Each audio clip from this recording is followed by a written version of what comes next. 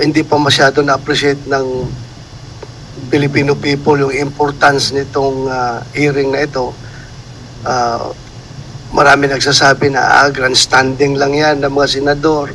Gusto lang kubiran yung mga problema ng Pilipinas ngayon. Kaya dyan sila nakapokus, kaya alis go. Touch base kami kay Wang Fugui na siyang dating kasama sa selda ni Shi Zhejiang at may hawak ng lahat ng files niya. Kasama, di umano, ang files ni Guo Huaping. Clip po ito sa documentary.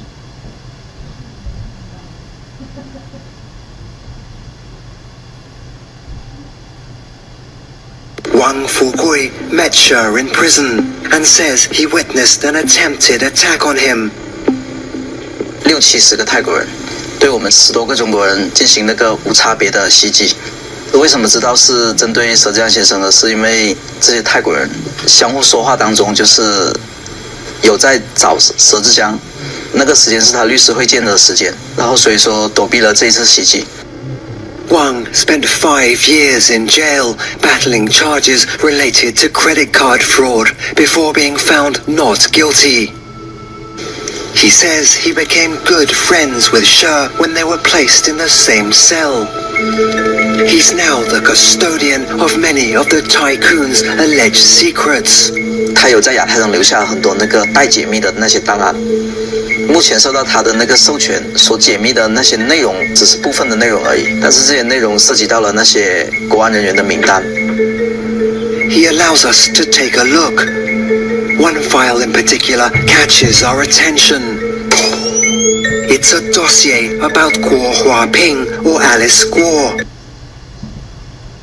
Mr. Wang has moved to an undisclosed location because of fear for his life. We have managed to record a Zoom interview with him, which we will show in a few minutes. Kamakailan lang ay sumabog ang balita na may nahuli na namang Chinese spy sa Germany. Iba pa ito sa nahuli sa Australia. Getting to the bottom of this issue is of utmost importance to our country. Is she a foreign agent? Are there other foreign agents here? The evidence is shaping up, though far from conclusive.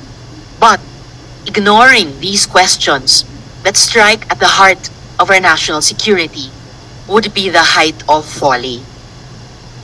Ito po ang malinaw pa sa sikat ng araw. Ang POGOs ay gumamit ng LGU officials at law enforcement. May indications na ginamit rin sila ng foreign interests at pugad ng mga sindikato. May I now ask my colleagues, acknowledging the presence here of the Senate President Pro Tempore, Senator Jinggoy. Thank you for attending, sir. And the Senate Majority Leader, Senator Francis. Thank you for attending, sir. May I ask my colleagues if they have opening statements, and then the committee secretary can recognize the resource persons and administer the oath to those here for the first time.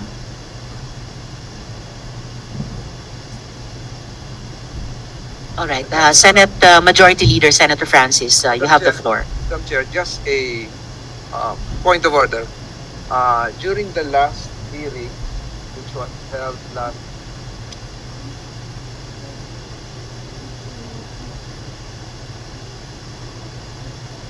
September 24, Madam Chair, before we suspended the hearing and the records would show, we had an executive session. And the executive session was attended by Ms. Alice Goo, as well as other members of this committee, Madam Chair. Unfortunately, the executive session was not consummated, not completed because of lack of material time, Madam Chair. So we agreed, the committee agreed, and in the presence of Ms. Alice Goo, as well as the lawyer in attendance then, I understand that there was a lady lawyer then, we agreed to continue with the executive hearing session upon the resumption of this committee's hearing today. Madam Chair, I raise a point of order because under our rules, when there is a suspension of a session or hearing, it amounts to an unfinished business.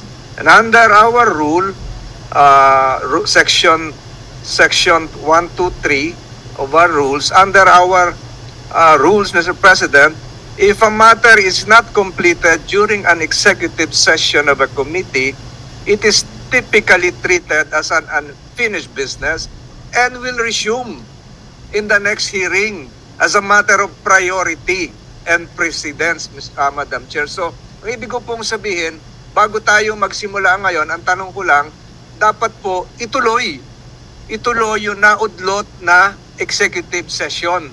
Kasi po, that would be translated as an unfinished business. So an unfinished business generally refers to a matter that were not concluded before the suspension of the last hearing, September 24 to be exact. So it takes precedence on the calendar of this committee, and therefore my query, Madam Chair, is whether we will now proceed with other matters calendared for the day, or should we proceed with the unfinished business, which is the interrupted executive session? Because under our rules, the unfinished business should take precedence or should be treated as a matter of committee hearing priority, Madam Chair. So yun po yung katanungan ko. Tatalakayin ba natin yung mga iba ngayon, or itutuloy natin yung naudlot na executive session na pumayag naman si Ms. Alice Go na ituloy? So, yun lamang po, Madam Chair, kasi marami na pong matters na papasok ngayon. Baka si Ms. Alice Go ay mapagod na rin at sabihin niya wag na ituloy, pero under our rules, dapat po ituloy. Yun lamang po, Madam Chair, at sana po ay matugunan ito ng ating pamunuan ng committee ito kung uunahin ba yung executive committee na naputol, executive committee session na naputol, o tatalakayin po natin ang iba't iba pang bagay ngayon bago po ituloy yung executive committee session, Madam Chair. Maraming salamat po. Maraming salamat din, Majority Leader. The intention of the Chair is to finish showing the video that especially the interview, the Zoom interview that we were able to conduct with Mr. Wang, and then the committee can go into the continuation, the conclusion of the executive session bago po natin ipagpatuloy yung kabuuang hearing ngayong araw. Salamat po, Madam Chair. Salamat, Majority Leader. So, we will now show, before we show that Zoom interview with Mr. Wang Fugue, I will ask my other colleagues if they have an opening statement, and the Senate President Pro Tempore does also. Before he delivers his opening statement, the Chair acknowledges the presence of Senator Joel Villanueva and Senator Sherwin Gatchalian. Thank you, sirs, for attending. SP Pro Temp, you have the floor. Thank you, Madam Chair. Good morning, and fellow members of this committee. Barely 2 weeks ago, talks have become rife that Alice Go, or Go Huaping, was a Chinese state security agent after Al Jazeera came up with a documentary that interviewed a China-born gambling tycoon who is currently being detained in Thailand. In that documentary, the businessman has a dossier of his fellow agents at the China Ministry of State Security, or the MSS, which include Go. Her files listed that her mother is Lin Wenyi, and that her residence in Fujian province, when checked, turned out to be a local office of the Chinese Communist Party. The MSS is the principal civilian intelligence, security, and secret police agency of China, and is responsible for foreign intelligence, counterintelligence, and political security of the Chinese Communist Party. As chairperson of the Senate Committee on National Defense and Security, I am particularly alarmed by this explosive revelation. Could this be a confirmation of what we have suspected all along, that our country now has a Chinese sleeper agents in our midst? Or could this revelation be just a ploy or another propaganda? This is a serious national security concern. There is a need to take a closer look into this and verify whether or not covert and illegal operations are being undertaken here as part of a foreign country's global influence operation. We must identify all those who exploited the vulnerabilities in our system, either for personal gain or for the benefit of a foreign entity, and make them accountable. Sa kaso ni Alice Go, kaliwat kanan na mga dokumentong lumabas patungkol sa kanyang tunay na pagkatao.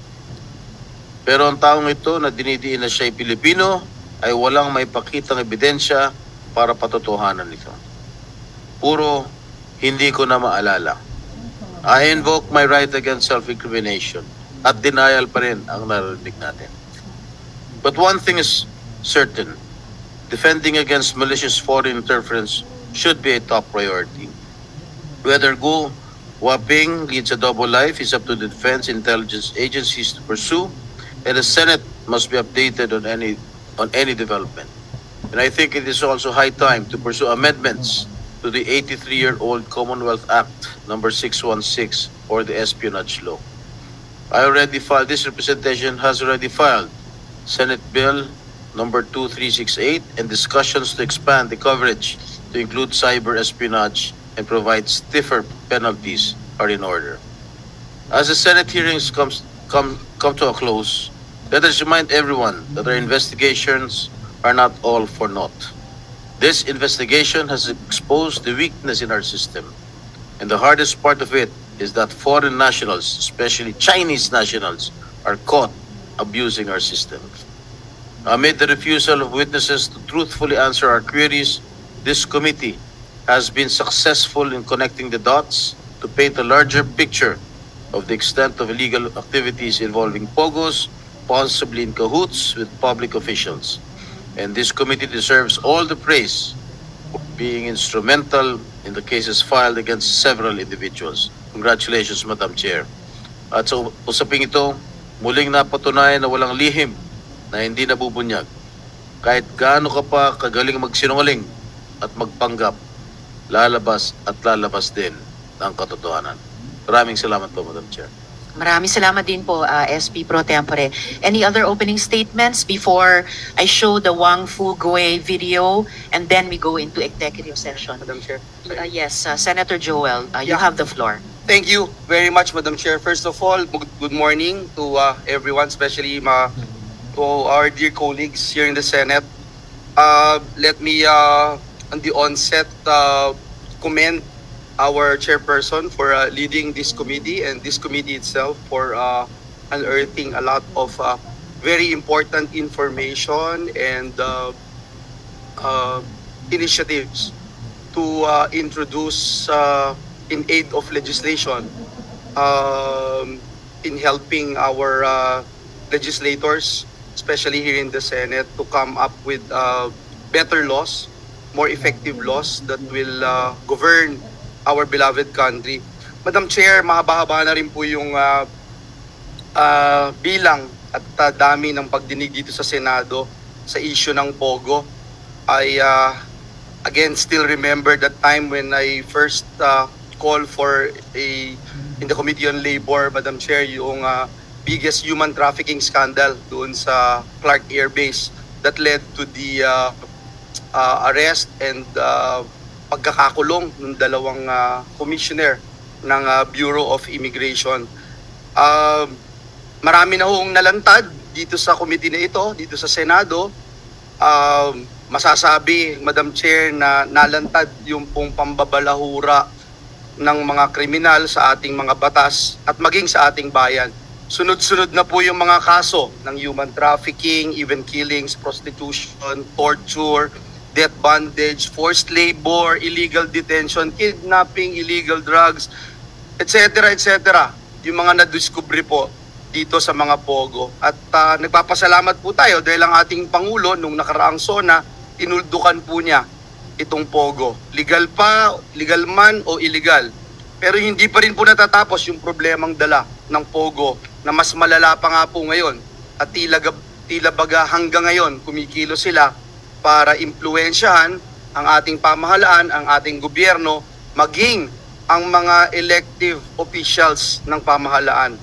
Mismong mga niluluklok pa nga po, Madam Chair, ng taong bayan sa pwesto ang nangunguna sa panloloko at pagpapalaganap ng krimen sa ating bayan. Nakakalungkot po na dumarami ang mga pogo-infested LGUs. Pogo politics represents a new form of corruption where candidates for the 2025 elections could be sponsored by pogos. Kaya maganda po ng taong bayan, pinakikinggan tayo, sinusubaybayan dahil alam nila yung evils of pogo politics. Madam Chair, nakakasalukasok po ang isang kagaya ni Guo Huaping na napatunayang hindi tunay na Pilipino na nagpa-file ng Certificate of Candidacy para tumakbo bilang alkalde. This would be a mockery of our laws, especially considering that the Ombudsman itself already determined that she is perpetually disqualified from holding any government position. Hindi po tayo papayag, lalo ang Senado, at tinatawag natin ang atensyon ng COMELEC na agaran ng ibasura ang Certificate of Candidacy ng mga kagaya ni Guo Huaping. Kalungkot din po, nakita ko si Mayor Kalugay, napapirma ho natin dun sa waiver, pero yung pinirmahan niyo pong waiver, napaka-general. Lahat po ng blanco doon, wala ho kayong nilagay na kahit na ano. Napakasimple ho, 2 pahina noong waiver. Kaya parang for a show lang yung waiver. Kaya mamaya ho, we will pound on this. Kung totoo na gusto nyo na tapat at ipakita sa taong bayan na wala po kayong tinatago. Kayo na, paalala din po sa ating mga elected officials at mga ahensya ng gobyerno, bukod po sa sinumpaan ninyong tungkulin na magsabi ng katotohanan, meron din po kayong mabibigat na katungkulan sa bayan at sa mamamayang Pilipino. Muli po, Madam Chair, sa nalalapit na pagtatapos ng mga pagdinig ng komite na ito, umaasa po tayo na hindi lang mapaparusahan ang mga kriminal, ang mga sangkot sa napakasalimuot na aktibidad ng mga illegal na pogo, ay kung hindi man magkaroon na rin po ito ng maging dahilan din po ito ng paglilinis sa ating sistema para masigurong hindi na po tayo muling maloloko at mababastos sa sarili nating bayan. At higit sa lahat, maiwasan po at mapigilan natin na magkaroon ng mga pogo-sponsored elected officials. Maraming salamat, Madam Chair and distinguished colleagues. Maraming salamat din po, Senator Joel. Any other opening statement? Senator Sherwin, you have the floor. Maraming salamat, Madam Chairperson.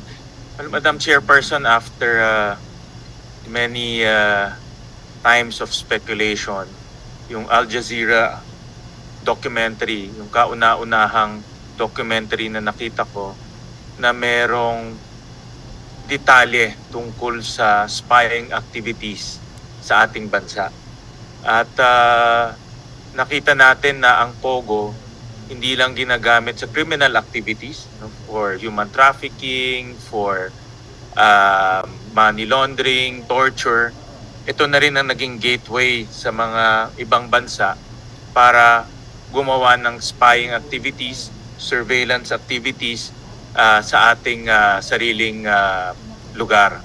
At ang nakakatakot dito ay na-penetrate ng ating political system. Si Guo Huaping tumakbo, nanalo bilang mayor ng isang bayan. Hindi natin alam kung saan pa siya pwedeng pumunta, congressman, governor, even higher office. At ganitong asset at ganitong access ng ibang bansa ay nakaka-penetrate na, nakakapasok na sa sarili nating political system. Talagang obvious na napakalaki ang mga gaps of butas ng ating sistema na dapat nating takpan. Isa na dito ay yung late registration birth certificate na naging daan para sa maraming kriminal maging pekeng Pilipino at gumawa ng krimen sa sarili nating bansa. At importante rin ang ating mga defense at intelligence agencies na tingnan ito ng masinsinan dahil ito ay dapat nating gawing eye-opener, magbukas ng ating isipan na dahil sa kahinaan ng ating sistema, nakakapasok ang ibang bansa sa sarili nating political system. Hindi natin pwedeng baliwalain ito at importante ng ating defense at intelligence agencies ay seryosohin itong bagay na ito. Maraming salamat, Mr. Chairperson. Maraming salamat din po, Senator Sherwin. So, bago kami bumalik sa executive session, colleagues at lalo na Ms. Guo Huaping, gusto ko panoorin ninyo ang video na ito. Ito pong si Wang Fugue, nakasama niya si Shi Zhejiang sa kulungan sa Thailand kung saan siya nag-serve ng time para sa credit card fraud pero eventually acquitted. News articles po mula taong 2023 ay nagkukumpirma din sa kanya bilang dating inmate kasama ni Shi Zhejiang. May ipapakita po kaming mga Epoch Times na mga news articles na kinukumpirma siyang kasamang inmate ni Shi Zhejiang. Ayan po. And ngayon, ipapakita po namin sa lahat ang video ng nagawang Zoom interview kay Wang Fugue. Can you tell us your full name? My name is Wang Fugue. Do you consent that this video will be shown in the Senate hearing? For better feedback, you can answer in Chinese. Yes, we will fully support the hearings in the Philippines. Mr. Wang, what is your association with Shi Zhejiang and how long have you known him? 我是他的狱友，我们是相互信任的朋友，因为我们在监狱里面生活1年半的时间，在我出狱后，受他的委托处理一些他解密档案的一些事务。How did you come to access his files? 应该准确的说，是他给了我部分解密档案的权限，我也只是这些文件中的一个保管者。但每一个文件需要打开的话，都是要由佘志江先生本人的解密口令才能打开。In the Al Jazeera documentary that just came out, you revealed that the file of Guo Huaping was found in the files of Mr. Shi Zhejiang. How did you come to the conclusion that Alice Guo or Guo Huaping is a spy based on the fact that her file is with Mr. Shi? 其实佘志江先生保管的解密档案的内容非常多，而且我也只是在他授权下解密了一部分内容而已。郭华平并不是什么特殊的，只是正好有一份他的国安背景的资料在里面，他的情况和佘志江先生有很多相似的点。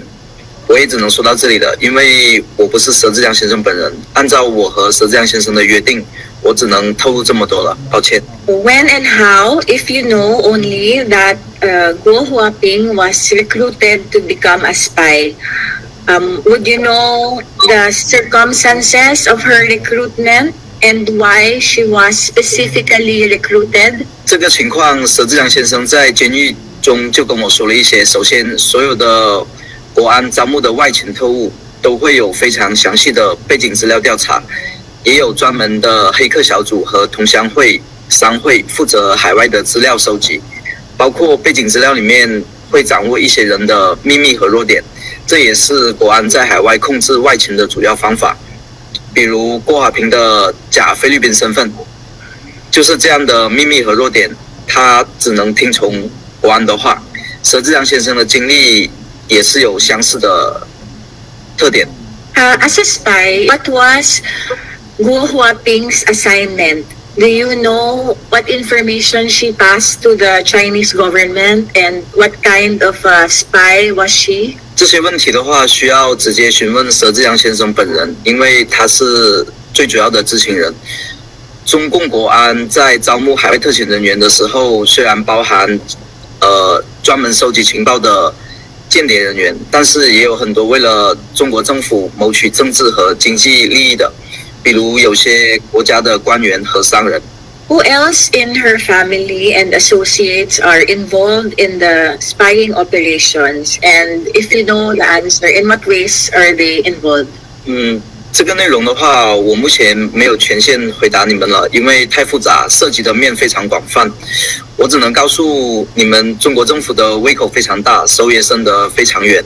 Can you try to explain to us how the casino, online gambling, maybe scamming businesses are related to the spying or espionage operations? 这些当然有关联的，这和中国政府旺盛的情报需求有很大的关系。还有一个就是这些和“一带一路”是绝对有关联的，而“一带一路”也是面向全世界庞大的统战和情报战略计划的一部分，包括对外的殖民策略。Why do you think that she is telling the truth? 我是当然相信的。如果你们看了这些文件，你们也会相信。To your knowledge, are there other Chinese spies in the Philippines? 每个国家的都有，而且并不完全是华人。我只能回答这些了。In the Al Jazeera interview, she talked about a handler who was the go-between between Guo Huaping and she. Who is this handler? Is he also working for Yatay, or is he connected to the government? Is he the handler of Guo Huaping? So all things that you can say about him. 这个人叫马东立，他是中共的党员。他是佘志良先生的国安联络人，是红二代的身份，当然他也有一个美国的身份，还有他是泰国华人协会的副会长。他在佘志良先生被非法诱捕之前，是亚太排名第3的高层，他很有可能是郭华平的上线。佘志良先生和郭华平之间的联系就是通过马东立。我也只能回答这些问题了，谢谢。To your knowledge, was Guo Huaping planted here as a spy, like when she was a child, or did she first become very successful, then became a mayor, before she was stuck to work for the Chinese government? 郭华平的竞选本身就是中共国安安排的。After the Al Jazeera interview, Mr. Wang, you had to move to an undisclosed location. Can you tell us why that was necessary? 这个是有必要的，因为不能小看中国国安的海外执行能力。我也希望听证会的议员们注意安全。Have you tried to contact Mr. She after the Al Jazeera documentary? Were you able to get in touch with him? 佘志良先生目前因为揭露郭华平女士涉及的间谍事件，据悉已遭到了中国政府的严密打压。由于此事件非常的敏感，泰国监狱方面对佘志良先生实行的严格的监控，已经限制了他与外界的联系。To the best of your knowledge, would she be willing to speak to Philippine authorities, Philippine government, if access to him was granted? 据我所了解，佘志良本人对菲律宾的感情是非常深厚的，因为的话，他曾经说过菲律宾给了他改变穷苦身份的机会，所以他很感恩于菲律宾。他本人也说过，他一生从未做过伤害菲律宾人民的行为，而且他在菲律宾所有的商业都是符合菲律宾法律的。Finally, before we move back into executive session, Can you tell us your full name? I wish to express that we really need to talk to Sir Zhejiang and the DFA. Hopefully, should make it happen. Of course, mga kaibigan, we know that Wang and She perhaps have their own agenda and interests, and we are in no way exculpating them from any crimes that may have been committed.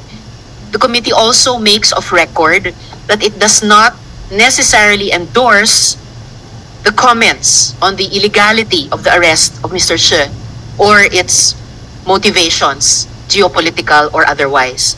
Ngunit, kung mayroon silang sinasabi na posibleng may implikasyon sa ating national security, it is our responsibility to listen and to investigate further dahil the stakes are far too high. Ginawa po namin ang aming homework and we validated some of the verifiable claims in both the Al Jazeera video and Mr. Wang Fugui's statement. Halimbawa, we looked into the travel records of Shi Zhijiang and kumpirmado ko po na he has deep ties to the Philippines at labas-masok po talaga siya ng Pilipinas bago siya nakulong. And we also have the travel records of the mentioned Mr. Ma Dongli. So at this point, ito po yung binabanggit ko pong travel records ni na Wang Fugui at Ma Dongli. So pinapakita po travel records ni na Shi Zhijiang at Ma Dongli. So pinapakita po iba't ibang klaseng mga visa mula sa SEZA at iba pa over a long period of time labas-masok sa Pilipinas. Before we go into back into executive session, the chair recognizes the presence of Senator De La Rosa. Meron po bang opening statement bago tayo bumalik sa executive session? Thank you, Madam Chair. You have the floor. I just would like to emphasize You have the floor, sir. the importance of this hearing. Siguro in the previous hearings that we had conducted, hindi pa masyado na-appreciate ng Filipino people yung importance nitong hearing na ito. Marami nagsasabi na grandstanding lang yan ng mga senador. Gusto lang kubiran yung mga problema ng Pilipinas ngayon. Kaya dyan sila nakapokus kay Alice Go. Pero lately, Madam Chair,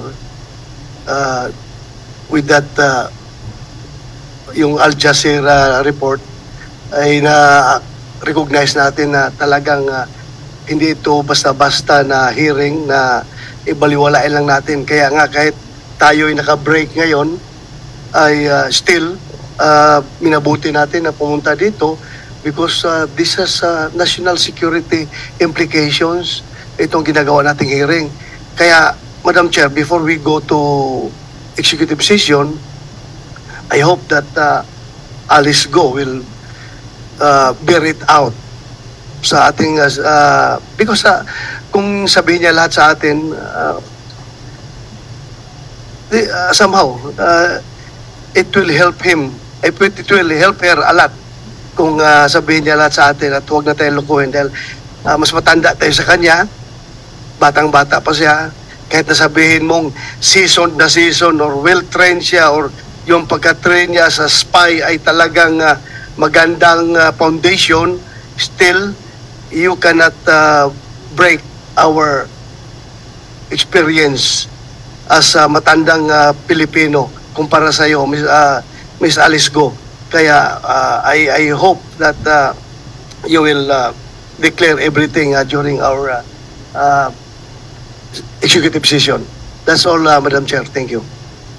Salamat kaayo, Senator De La Rosa.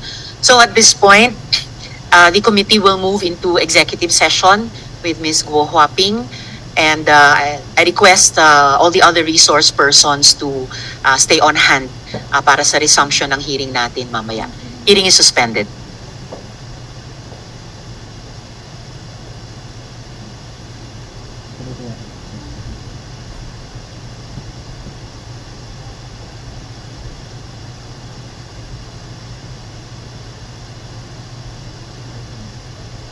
Para sa iba pang karagdagang mga balita at impormasyon, ay huwag po nating kalimutang mag-like, share at comment sa video na ito, at huwag po rin nating kalimutang mag-subscribe to continue supporting us. Maraming salamat po sa inyong panonood, at naway tangkilikin po ninyo ang aming YouTube channel.